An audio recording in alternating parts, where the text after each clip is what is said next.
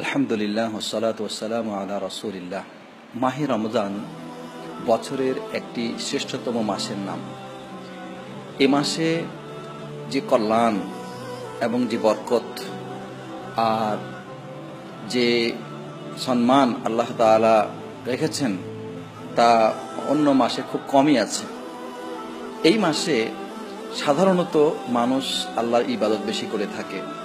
এই কারণে আল্লাহ সুবহানাহু ওয়া তাআলার পক্ষ থেকে এই মাসে পাপ বা গুনাহসমূহের মাগফিরাতের অঙ্গীকারও বেশি রয়েছে।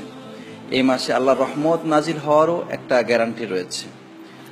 এই মাসের সম্মান এবং মর্যাদা এত বেশি যে এই কথাটুকুই এই মাসের সম্মান অন্য মাসের চাইতে বেশি হওয়ার জন্য যথেষ্ট যে আল্লাহ সুবহানাহু ওয়া তাআলা এই মাসে কোরআন নাজিল করেছেন। আল্লাহ বলছেন, শাহরু রমাদান আল্লাযী উনজিলা ফীহিল কোরআন। রমজান সেই মাস যে মাসে কোরআন নাজিল করা হয়েছে। অতএব এই মাস অল্প কিছুদিনের মধ্যেই আমাদের মাঝে সমাগত হচ্ছে। আমরা এই মাসকে বরণ করে নেওয়ার জন্য প্রস্তুত আছি কিনা তা আমাদের একটু ভেবে চিন্তা করা দরকার। প্রাণপ্রিয় ভাইরা, রমজান মাস যখন আগমন করে তখন রাসূল করিম সাল্লাল্লাহু আলাইহি ওয়াসাল্লাম এই মাসের সুসংবাদ দিতেন লোকেদেরকে, এবং এই মাসের যে কল্যাণ রয়েছে সেই কল্যাণের সুসংবাদ বাণী তিনি লোকেদেরকে শোনাতেন।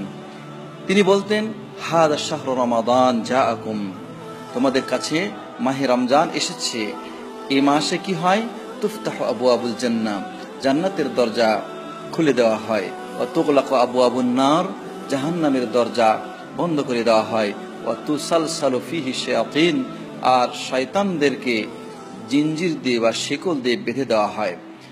প্রাণপ্রিয় দ্বীনী ভাই বোনেরা, এই মাস যেহেতু জান্নাতে যাওয়ার মাস, এই মাস যেহেতু জাহান্নাম থেকে মুক্তির মাস, এই মাস যেহেতু শয়তানের প্ররোচনা এবং ষড়যন্ত্র থেকে মুক্তি পাওয়ার মাস, এজন্যে এই মাসকে অধীর আগ্রহে স্বাগত জানানো, অপেক্ষা করা আমাদের সকলের অবশ্য কর্তব্য।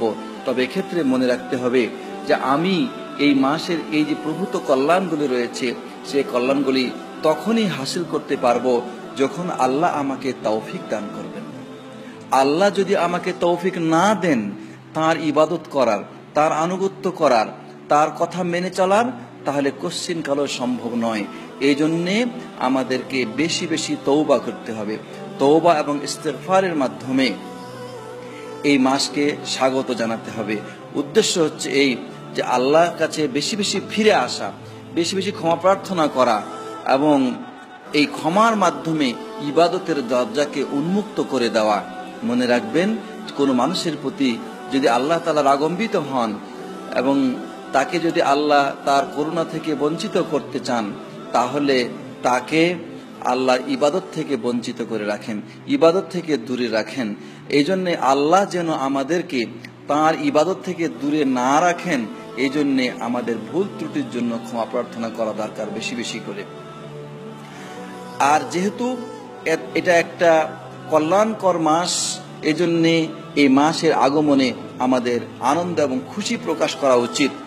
কখনোই যেন আমার মনের ভিতরে বা আমার জবানে বা আমার চেহারায় কখনো যেন অসন্তুষ্টি, দুঃখ এরকম যেন ভাব প্রকাশ না পায়। কেননা রমজান মাসে বর্তমানে বিশেষ করে গরমের মৌসুমে দীর্ঘ সময় রোজা রাখতে হবে। তো এই রোজাটা অনেকের জন্য হয়তো কষ্টকর হয়ে যাবে। তো যাদের জন্য কষ্টকর হবে তারা এই কষ্টটাকে খুশি মুখে বরণ করে নেবে, হাসি মুখে বরণ করে নেবে। কেন? এই জন্য যে সে এমন এক মহান সত্তার আদেশ পালন করার জন্য সে কষ্ট করছে, যাকে খুশি করতে পারলে তার দুনিয়া এবং আখিরাত সব সুন্দর হয়ে যাবে এবং তার সফলতা জীবনে সকল ক্ষেত্রে দেখা যাবে। যেহেতু আল্লাহর আদেশ পালন করার জন্য আমি এই কষ্ট করছি, এই জন্য আল্লাহ সুবহানাহু ওয়া তাআলা কিন্তু আমাকে সেই অঙ্গীকার দিয়েছেন, যে কথা আল্লাহ তাআলা বলেছেন, ইন্নামা ইউওয়াফফাস সাবিরুন আজরাহুম বিগাইরি হিসাব। যারা সবুরকারী, ধৈর্য ধারণকারী, আল্লাহ তাদেরকে বেহিসাব সওয়াব দান করবেন। আর যারা সিয়াম পালন করার ক্ষেত্রে সবুর করে, বিশেষ করে দীর্ঘ দিনে এবং কঠিন গরমের ভিতরেও সে যখন সবুর করে আল্লাহর কাছে এর প্রতিদান পাওয়ার আশা নিয়ে সিয়াম পালন করবে, ইনশাআল্লাহ আল্লাহ তাকে বেহিসাব সওয়াব দান করবেন, যে কথা হাদিসে কুদসি তো আছে।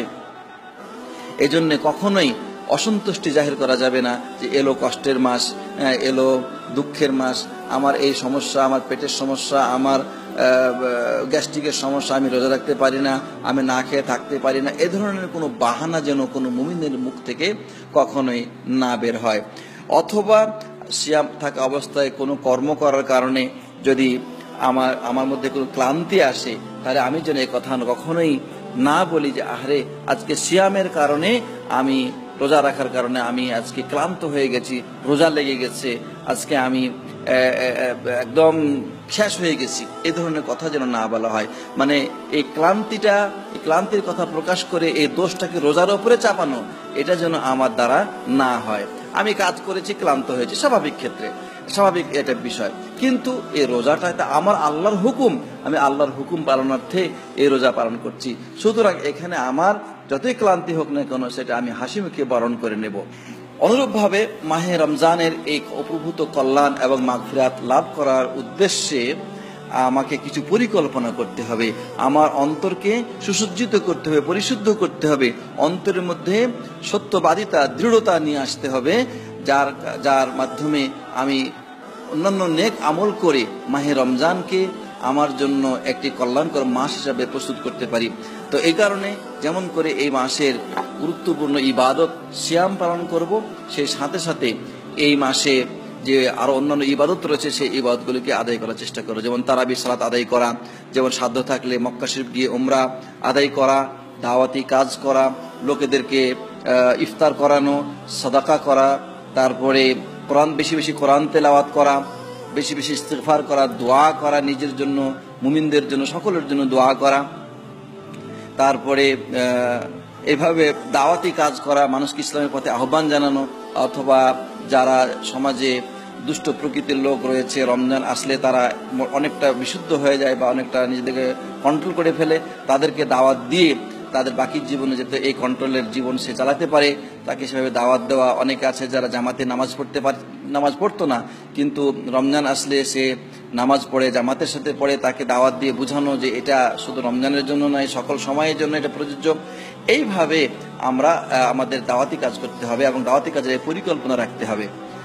এরকম যেন না হয় যে মাহে রমজান আসলে বেশি বেশি খাবো, দিনের বেলায় ঘুমাবো আর রাতে জেগে থাকবো, অথবা এই ফিল্মগুলো দেখবো, এই নাটকগুলো দেখবো, আমি এই অন্যায় কাজগুলো করব, এমন যেন কখনো পরিকল্পনার মধ্যে না আসে।